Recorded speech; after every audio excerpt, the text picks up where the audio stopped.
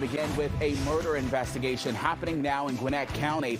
2 people found dead in a car near Harbins Road. Thanks so much for joining us on a very busy Saturday at 6. I'm Eric Perry. Police say a call they received at a nearby address led them to that discovery. Annie Mapp is in Norcross with the details. Annie? Eric, the Gwinnett County Police Department was called here to the Sterling Glen Apartments where a man was suffering from a gunshot wound. Police say while here, they learned 2 other people had been shot and killed just about 5 minutes up the road. Now, according to detectives, this happened Friday evening just after 10. Police say interviews with witnesses helped them determine the 2 scenes were related. Now, 54-year-old suspect Javier Aragon Ruiz was identified as a suspect in both cases. Gwinnett County says they learned he was headed to Tennessee. Troopers there arrested him in Springfield, where he's currently being held at a local jail. Residents here at Sterling Glen say they saw a heavy police presence Friday night, but didn't know why.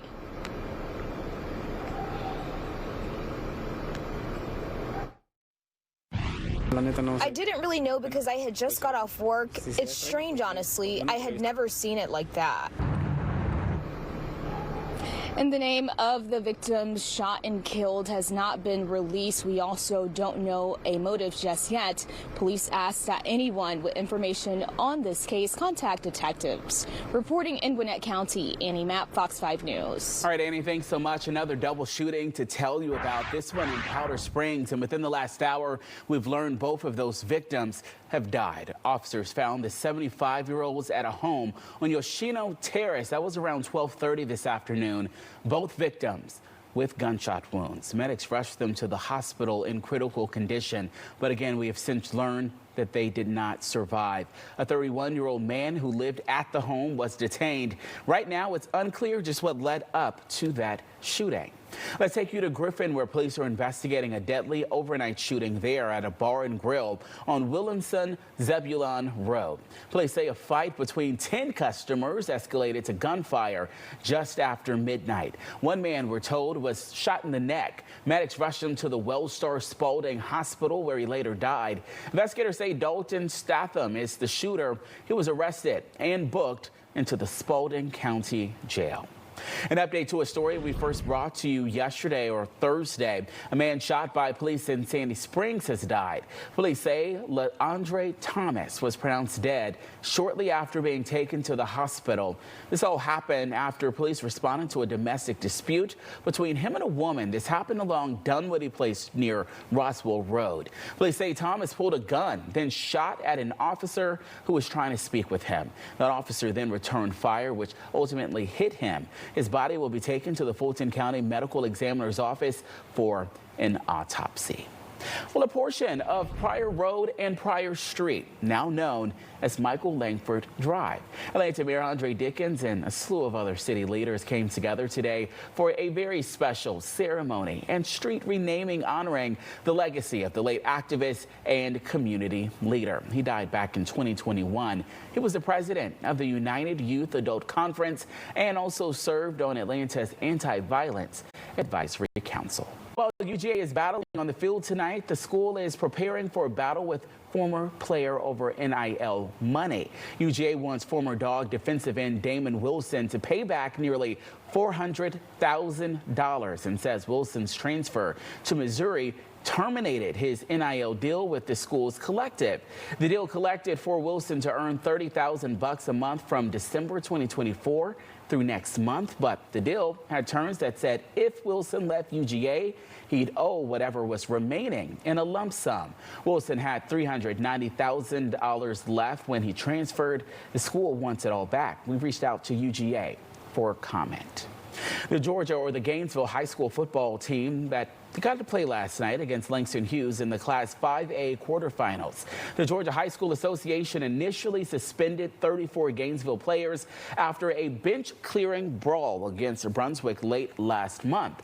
It left Gainesville in danger of having to take the field against Langston Hughes without many of its best players, but a whole county judge blocked the suspensions.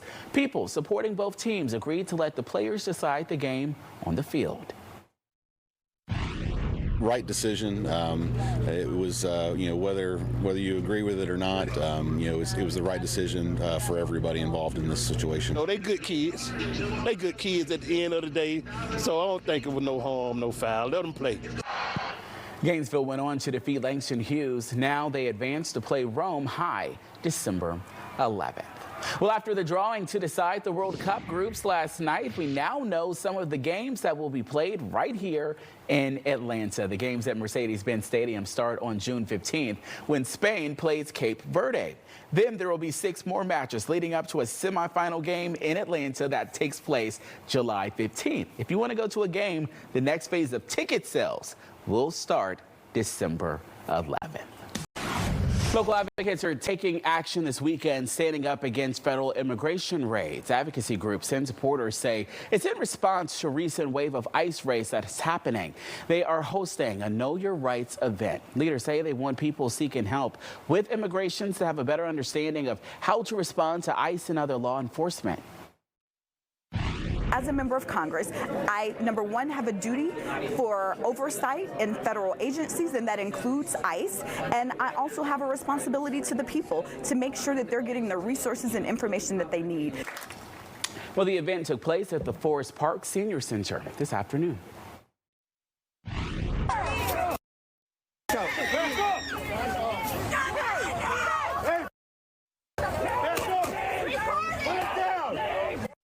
Arizona Democratic Representative Adelita Grijalva says she and her team were pepper sprayed by ICE agents while on their way to get lunch Friday.